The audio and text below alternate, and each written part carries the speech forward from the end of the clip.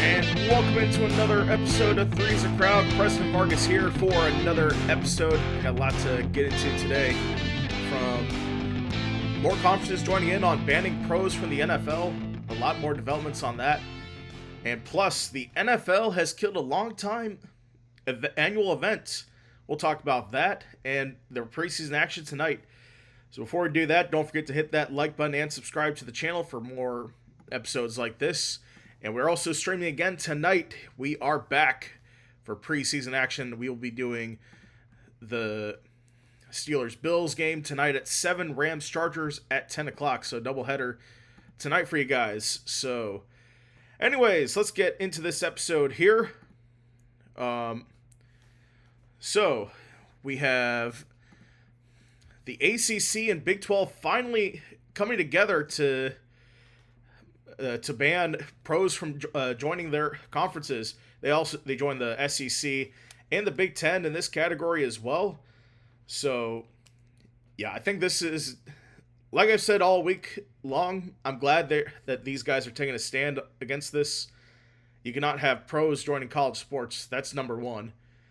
And number two, it's not good for the guys that are coming in, the freshmen, the 19-year-olds, who are playing against people playing against 26-year-olds in practice. You cannot have people coming in from an NFL practice squad to join your team at LSU. It's just not right. And because of that, that's where you have all this legal stuff going on that you have to nip in the butt now. I mean, it's just, like I said, I don't want to beat a dead horse all episode long, but yeah, I'm glad that they're all doing it, and it will be, mind you, it will be settled in the courts. There will still be some players that will go to courts to try to get eligibility, try to reverse this. Or they could go to Notre Dame. I'm interested to see what they have to say about this as well. And a lot of other stuff, like, I know I said this before, that these players this will not be the first time this will happen. It will happen a lot. And hopefully I'm wrong, but unfortunately, I think this will happen again. And then we'll go to someone who enters in this transfer portal class, or in the temporary portal window that was forced to open. Former Florida State quarterback Thomas Castellanos, he joins Texas Tech, transferring there. So Castellanos, he initially went to the NFL, didn't get drafted. He went to a minicamp tryout with the Miami Dolphins, but they did not sign him. And I think in this situation, since you weren't officially on an NFL roster, then I think it's okay. I don't want to sound like I'm being a hypocrite here, but I would say it's not the end of the world for that to happen. But I don't know. I guess technically Castellanos didn't sign with the Dolphins, so he didn't technically train against the rest of the team, so he wasn't officially part of the roster. But I think with Diego Pavia, who got released by the Ravens, that's another thing to keep an eye out there. I don't think he should return to college. Since he was officially on the roster there, did practice with them. But I think this situation for Texas Tech, I think Will Hammond is expected to be the starter there at Texas Tech, so Castellanos will come in to back him up. But we'll see where things go for the Texas Tech Red Raiders. It's been a tumultuous offseason for them with the whole Brandon Sorsby thing that really kick-started all these temporary injunctions with that. So yeah, we'll see what happens there in terms of that. And then talking about the NFL, yesterday we learned some news that they are getting rid of the Pro Bowl, but the Pro Bowl isn't technically dead yet. It's just going to be a Pro Bowl honor. You'll still have 44. I think you'll still have 44 roster spots for both conferences, but You won't have replacement players. That was the big thing that made Shador Sanders a Pro Bowler. So you won't have anything like Shador Sanders or Tyler Huntley back in the day getting a Pro Bowl nod. So, I mean, I'll just say this. I think what really killed the Pro Bowl was them moving it to the week in between the conference championships and the Super Bowl instead of the week after the Super Bowl, which was the traditional end date to football season. And you had it there in Hawaii. Obviously, you can't go back there anymore. Aloha Stadium is no longer exists. I think they're building a brand new one, but it's going to be much smaller, not to NFL capacity. Aloha Stadium's like 56,000 capacity. I think the new one's going to be like 20,000. But anyways, that the Pro Bowl is no longer with us in the traditional sense. But yeah, I want to take a look at this. So I had this conversation a few months ago during the Pro Bowl, and what really made it go from Hawaii to playing in the Moscone Center downtown San Francisco in front of like 20,000, in front of less than 1,000 people. So the 2009 Pro Bowl, I think it was held the week after the Super Bowl. And then in subsequent events after that, when the Super Bowl was in Miami, they decided to move it before that. So 2010 Pro Bowl after the 2009 season, so on the weekend before the Super Bowl, first time ever that the Pro Bowl was held before the conference championship game. Wait. It was held before the conference championship game then. I didn't know that. So that I did not realize that. So let's take a look at the 2009 season.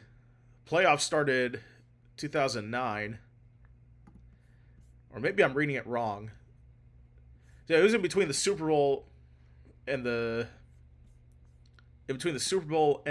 conference championship.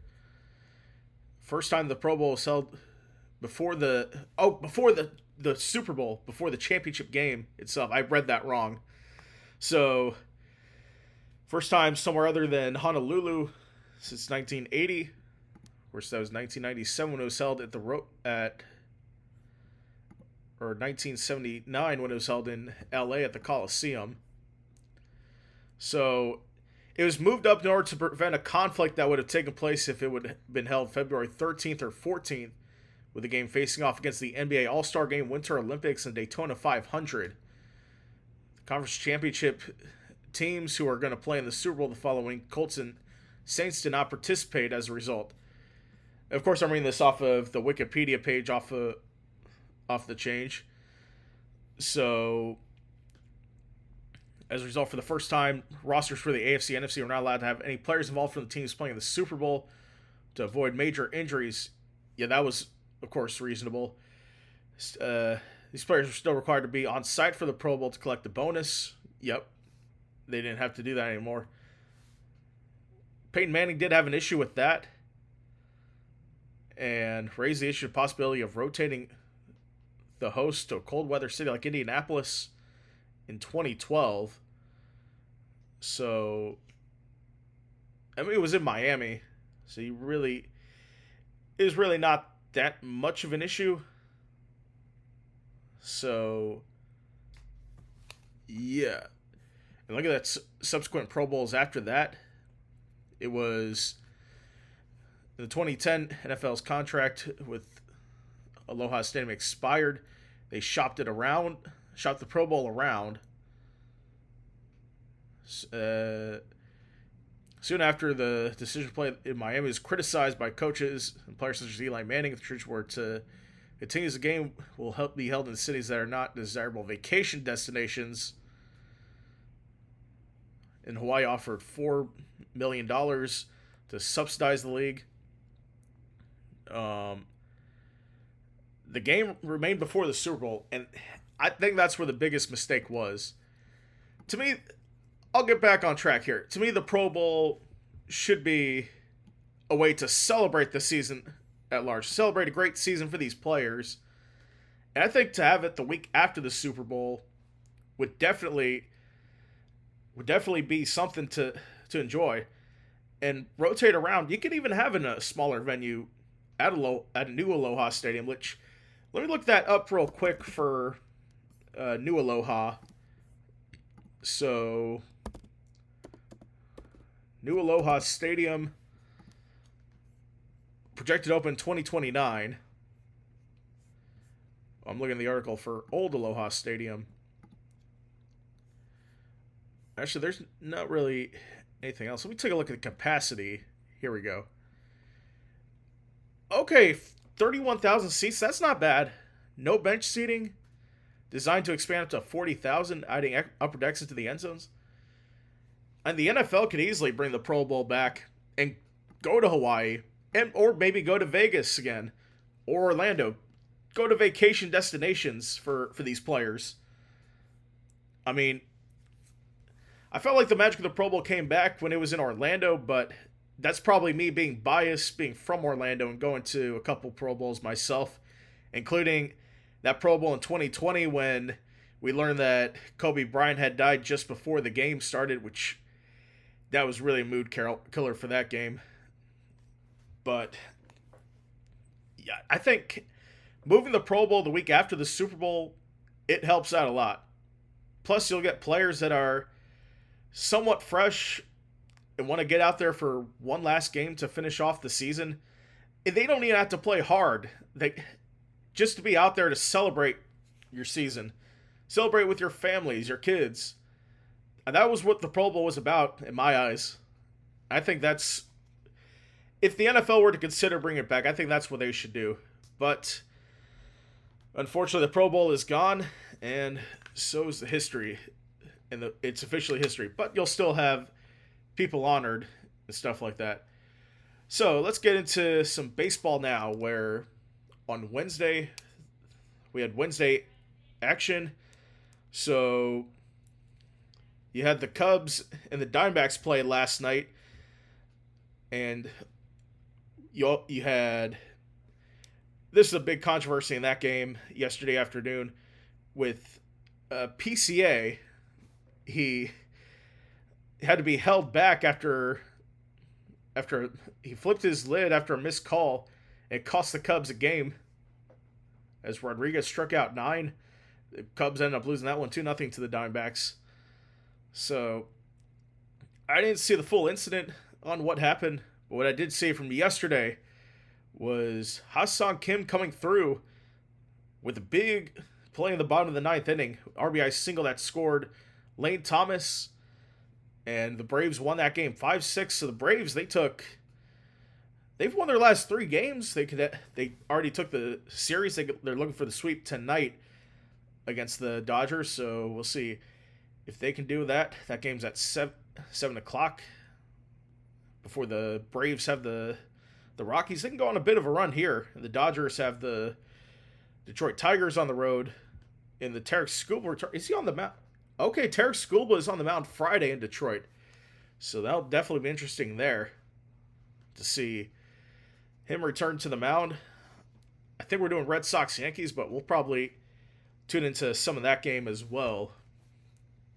And then some Little League action yesterday, and unfortunately the story of Kinley Rasmus in Alabama, the Phoenix City, Alabama team, were unfortunately eliminated last night by Hamilton, Ohio, 11-2. So that officially eliminated them.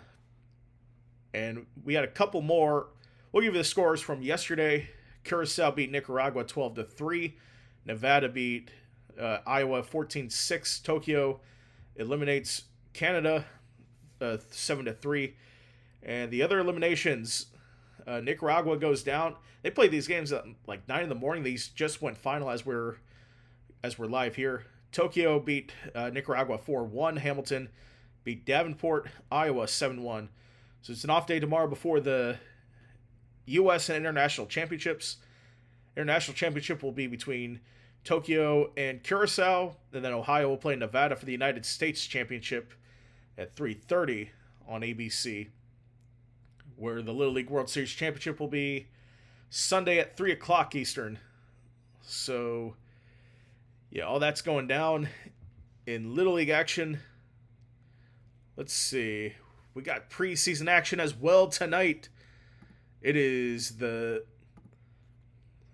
So, we'll preview the games that we'll have tonight. We are streaming Pittsburgh versus Buffalo. That's going to be... Of course, this is the first time we will be streaming a game from New Highmark Stadium. Of course, it's had some mixed reviews from fans and players alike. The playing surface still needs some getting used to. I mean, it's natural grass. Buffalo play on artificial turf, which is coincidentally what they had been asking for, but really would but we'll talk about the game itself. Of course, Aaron Rodgers, we don't expect him to play. Most of the starters we don't expect to play. We're just seeing who's going to get the final roster spots here, as this is the final preseason game. I think roster cuts are on Sunday, if I'm not mistaken. Correct me if I'm wrong there. But you're getting close to the end of the line in terms of who's making the team and who's not making the team. So this will be a final chance to show their teams, their respective teams, if they want to stay on, if they can stay on the team, make the 53-man roster. So that's what we're watching for there. Of course, tonight, the battle of SoFi Stadium between the Rams and the Chargers. Don't expect much fanfare from that. Let's just see how Ty Simpson will do in what could be his final wrap of this season, in my opinion, and how he goes against the ones, and also Aaron Donald to watch if he's coming back. I think with 2 weeks before the season starts, I really doubt at this point that Aaron Donald's going to come back. I mean, that's just my opinion, unless they work out a contract thing with him. But if he were to come back on the current salary, $30 million, Rams would be well over the cap. So they'd probably have to get a lower deal for him. But I don't think he's coming back. If he would have come back, he would have came back like 2-3 weeks ago, I would say. I think the door's passed for him to come back, especially since they're going to Australia 2 weeks from today is when the Rams and Niners will open their season in the land down under. And also some other games on the schedule. Patriots and Browns. Of course, we all know Deshaun Watson's starting for them. We don't expect him to be at the game tonight. Of course, that game's on Amazon Prime. I don't think we'll see much there. And then Fernando Mendoza's final dress rehearsal against the San Francisco 49ers. And we streamed his game last Thursday when he played the Texans. It didn't go well for him. We'll see if he can get something going in the final preseason game. So, with that, we'll preview the rest of the games tomorrow. Actually, we did have some NFL news that was not initially part of the rundown, but we'll give you here some headlines. The Colts are activating wide receiver Alec Pierce off the PUP list. Underwent surgery Thursday in March. Surgery in March on his ankle, so he's good to come back. And then an extension for Leonard Williams, Seahawks Pro Bowl defensive tackle, reached an agreement on a 3-year, $90 million extension that includes $56 million guaranteed. So players definitely getting paid there. That's definitely good. And of course, return from injury. And now we will get into the immaculate grid of the day. So let me reload the page here and we will get started. And here we go. So if you're watching on the vertical page, I apologize for this. So actually, let me see how it looks here. It doesn't really look that bad right now. Okay, yeah, it does not look good.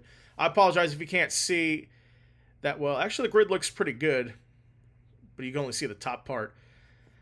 they added this new virtual thing to at a virtual live stream. So if you're watching on that, I do apologize for that. But yeah, it's definitely not ideal. So, but if you want to watch it full on the full page. So, anyways, let's get into this here. Tigers and Phillies. Tigers, Cubs. Minimum catcher. 1 game. Let's go Jake Rogers for the Tigers. Then Wilson, Contreras. Oh, damn it. William Contreras. Got that confused.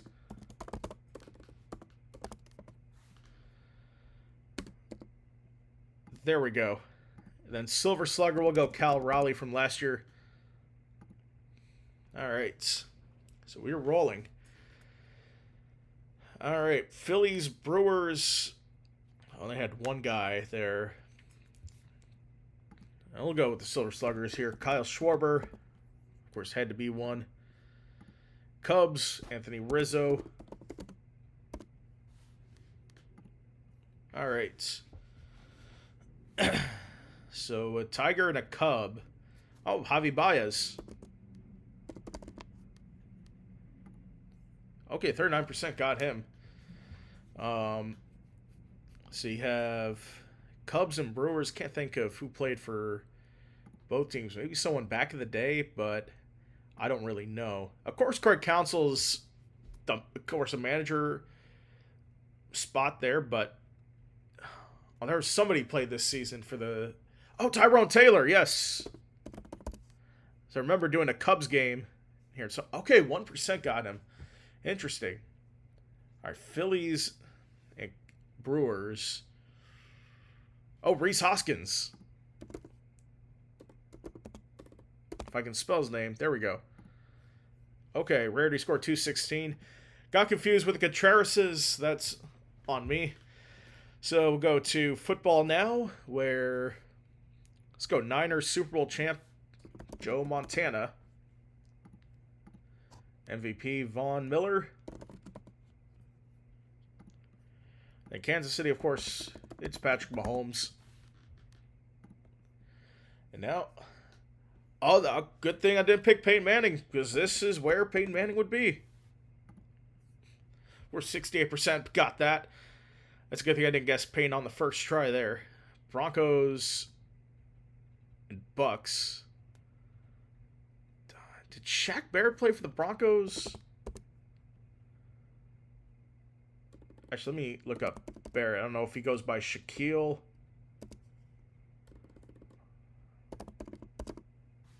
Oh, Shaquille Barrett, yes. Yes, there we go. The Niners and Bucks, that would be Mike Evans, but it doesn't count yet. Mike Evans still has to play a regular season game with them. And see, Bucks and Chiefs, don't really know. Chiefs and Colts. There's someone back the day, I think. We'll skip that. Niners and Colts. No, Trent Richards didn't play for the Niners, I don't think. Man, there was somebody. Let's see, Debo, he played for the Commanders. Maybe a backup? No. I don't. Niners and Bucks. Might know this one better. Like I said, it would be Mike Evans, but he has not played a snap for the Niners yet, even though he's on the team. Chiefs and Bucks playing the Super Bowl in 2020, so that there might be some connection there, but I don't think. Maybe back in the day? No. Jamal Charles, I don't think. No. So skip that one, go to basketball here. Let's go with the Magic. Hito Turkoglu, who played for the Raptors at one point. 10 rebounds per game per season. 10 rebounds per game in a season. Let's go Vooch. I think he did. Yes, okay. Then the Magic and Hornets. Did Michael Carter Williams play for the Hornets? I think he did. There we go. Only 1% got him. Okay. The Clippers and Raptors. That's going to be Kawhi Leonard. Maybe Kawhi Leonard again when he goes back to Toronto. 10 rebounds per game this season. In a season. Did Blake Griffin have that? Okay, he did.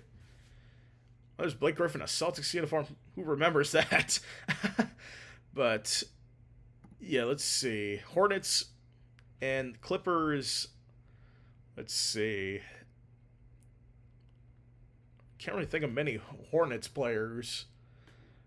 Of course, LaMelo's on Minnesota now. I don't think Miles Bridges made his way to the Clippers. No.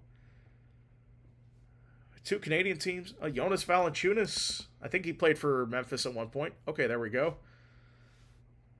And then 10 rebounds per game per season. Maybe Zach Edey did. I think he did. Zach Edey. Okay. Man, I can't think of many Hornets players off the top of my head. I know Kemba Walker was a journeyman toward the latter part of his career. Let's check Kemba Walker. No, he didn't. All right, so we'll skip that. Let's go over to soccer now, where we'll end this one here. Let's go Napoli, Koulibaly. All right, there we go.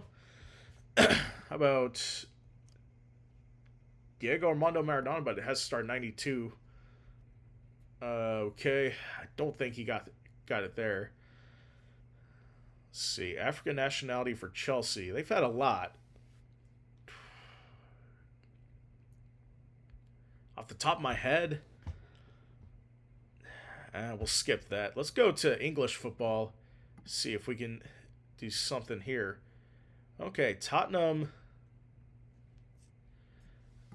Brennan Johnson, I think. Yeah. Okay, there we go. 10 league goals a season. I'll default to my normal Nottingham Forest knowledge, Chris Wood. Okay. How about Wilfred Zaha from Crystal Palace? Alright, West Ham. Bowen's on fire. Jared Bowen. Then received a red card. We'll skip that one. And then we'll do West Ham and Tottenham. They had to... I know there was somebody. Can't put my name on it right now. Crystal Palace and Tottenham. Man, I don't know. So received a red card. Nottingham Forest. Crystal Palace. I don't really know. I'm terrible with guessing who got red cards. That's not my expertise there.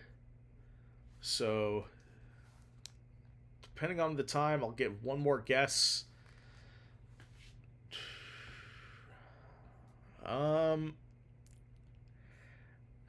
We'll wrap it up here. So, we thank you guys for watching this episode of Three's a Crowd. Make sure to hit that like button and subscribe if you did enjoy it. We'll be back for another episode on Friday to wrap up the week.